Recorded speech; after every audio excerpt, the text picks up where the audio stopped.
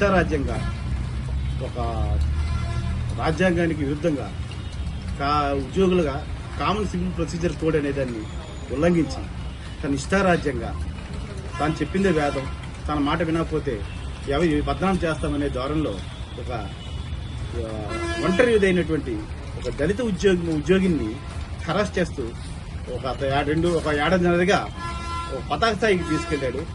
ఆమె ఉద్యోగ సంఘాల్లో నాయకురాలుగా, జిల్లా నాయకురాలుగా, అధ్యక్షురాలుగా పనిచేస్తున్నారు ఏపీజీఏకి. ఆ లోకల్ ఇష్యూస్ ని బేస్ చేసుకుని వేరే వర్గాలకి కొమ్ముకొస్తూ ఈమెని సోషల్ బాయ్కట్, సాంఘిక బహిష్కరణ చేశారు. ఆఫీసులో ఎవరు మాట్లాడరు, ఎవరు పలకరించరు. అట్లీస్ట్ వాళ్ళ డీడీఓ, జాయింట్ స్టేట్ కమిషనర్ ఆవిడ కూడా ఈవిడతో పెంచేది. ఇది వరలో గతంలో జీతం ఆపడం, బాధ్యతలు సరైన సీట్ అలాట్ చేయకుండా చేయడం లాంటి ఎన్నో ఉదాహరణలు ఉన్నాయి. వాటన్నిటి తర్వాత ఇప్పుడు రీసెంట్ గా తనైతే ఎవరైతే ఫాలోవర్స్ ఉన్నారో, తన సంఘంలో ఉన్న సహచరులు ఎవరైతే తన డిపార్ట్మెంట్ లో ఉన్నారో, భాస్కర్ అనే ఉద్యోగిని ఒక ఏడాదిన్నరగా రీపోస్టింగ్ ఇవ్వకుండా తిప్పుతున్నారు. అదేమని అడిగితే, నువ్వు ఆ ఎస్సీ దాని వెనకాల తిరుగుతున్నావు కాబట్టి నీకు ఉద్యోగం, నీకు రీపోస్టింగ్ ఇవ్వు. ఇది ఆయన తంతు. తను అడిగేవారు లేరు, తను ఢీకొట్టేవారు లేరు. సామాజిక పరంగా, ఆర్థిక పరంగా అంగబలం, అర్ధబలం ఉన్నటువంటి అధికారిగా కచ్చిపీరిపోయి బాహాటంగా కులం పేరుతో ఆ మాలదాన్ని, ఆ ఎస్సీ దాన్ని వెనకాల తిరుగుతున్నారు. ఎస్సీది మీకు లీడరా అంటే అవహానం చేస్తూ చాలా దారుణంగా కేర్ చేస్తున్నారు.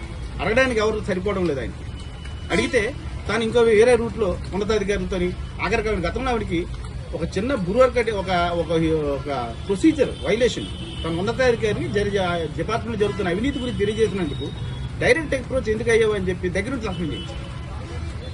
అది హైకోర్టు చివాట్లు పెట్టి ఒక అన్యాయం ఎదిరించడానికి దానికి ప్రొసీజర్ ఏంటి, త్రూ ప్రాపర్టీ ఏంటి, ఎక్కడ రాజ్యాంగంలో ఎక్కడ లేదు కదా. రాష్ట్రపతికి అప్పు చేసిన రాష్ట్రపతి కూడా మనం నిలదీయచ్చు. సివిలియన్ గా మనకు రైట్ ఉంది.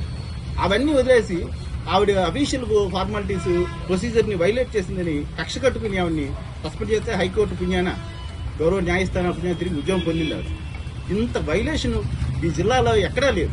ముఖ్యంగా జిల్లాలో దళిత ఉద్యోగుల్ని ఒక పథకం ప్రకారం వేధింపులు అనేవి చాలా తీవ్రంగా జరుగుతుంది. దీన్ని మేము తీవ్రంగా గ్రహిస్తున్నాం. ఏ దళిత ఉద్యోగి జోలు పెట్టినా, ఏ మహిళ అయినా, పురుషుడైనా, దళితులు, ఎస్సీ ఎస్టీలు ఎవరు ఉద్యోగుల్ని వేధించినా సరే అందరికీ మేము ఈ విధంగానే కౌంటర్ ఇస్తూ పెద్ద ఎత్తున ఈ కార్యక్రమాలు ఆఫీస్ ఎదుట, వాళ్ళ ఆఫీస్ ఎదుట, వాళ్ళ హెచ్ఓడీలు ఎదుట మేము ధర్నా చేసి వాళ్ళు శిక్ష పడే వరకు మేము పోరాడతామని ముఖ్యంగా మీ పాత్రికేయ మిత్రులకి అందరికీ, ఎలక్ట్రానిక్ ప్రింట్ మీడియా మిత్రులందరికీ తెలియజేసుకుంటూ ఈ రాజేశ్వరి విషయంలో జరుగుతున్న అన్యాయాన్ని మేము 2022లో ఆల్రెడీ ఎఫ్ఐఆర్ పెట్టాము. ఇప్పుడు కేసు రిజిస్టర్ అవుతుంది. గౌరవ ఎస్పీ, యువ అధికారి, జిల్లా అధికారి వారికి సవినయంగా మేమంతా మనవి చేశాము.